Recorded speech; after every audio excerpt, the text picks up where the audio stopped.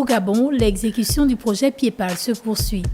L'objectif étant d'améliorer la desserte en eau potable pour les populations du Grand Libreville. Si les populations ont accueilli avec beaucoup d'enthousiasme les travaux de ce programme intégré pour l'alimentation en eau potable et l'assainissement de Libreville, 2 ans après son lancement, ces mêmes populations s'interrogent sur son rendement, mais surtout sur la remise en l'état des tranchées ouvertes pour l'occasion.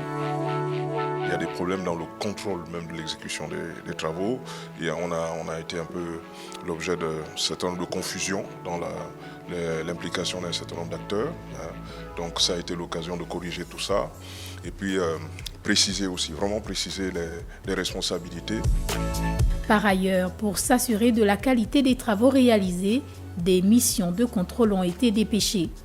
Selon le responsable de la première mission, la responsabilité incombe à l'entreprise adjudicataire. Le problème qui se pose à ce niveau émane de l'entreprise. Dès le début, quand j'ai pris fonction en avril 2022, j'ai écrit au secrétaire général du ministère de l'Eau pour dire que cette entreprise a des manquements. Ayant pris la mesure des problèmes, le ministre des Travaux publics n'a pas manqué de préciser qu'à terme, les chaussées où il y a eu des travaux devront être réhabilités en intégralité. Le patrimoine que nous avons, le préserver en s'assurant que les travaux tels que définis dans le cahier des charges, les réhabilitations soient faites à l'identique, qu'on ait exactement le même type de chaussée.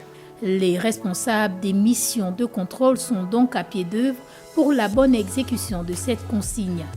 Toutefois, si à certains endroits, il faut rouvrir et améliorer les travaux sans endommager la canalisation posée, à d'autres, ces travaux sont plutôt de bonne qualité. Nous avons fait 3,5 km.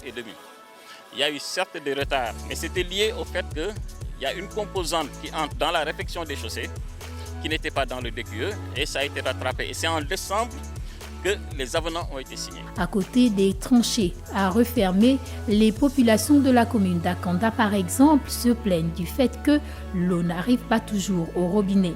On le sait tous qu'il n'y a pas beaucoup d'eau dans la zone d'Akanda. Donc nous avons de très grosses canalisations. Soit on prend l'eau destinée aux populations pour remplir nos canalisations, pour faire nos essais de pression dans les délais, et ce qui posera des problèmes. Donc nous sommes obligés de faire des prélèvements dans des camions citernes. Des réalisations que le ministre de tutelle est allé toucher du doigt. À entendre les explications des bureaux de contrôle et de l'entreprise adjudicataire, nous avons effectivement foi que dans les jours et semaines qui suivront, il y aura un embellissement au niveau de la finition de ces travaux. Nous sommes là présentement sur l'unité de production de l'enrobé, qui est déjà une des solutions qui bloquait un peu l'avancée de la fermeture des chaussées.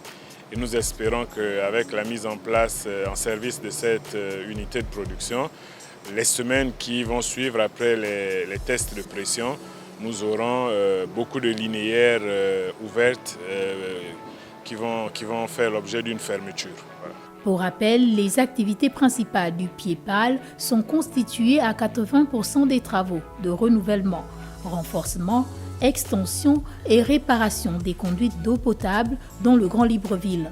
Elle devrait évoluer selon le gouvernement de façon simultanée avec la construction de l'usine d'Ontum 7 pour améliorer la production en eau potable.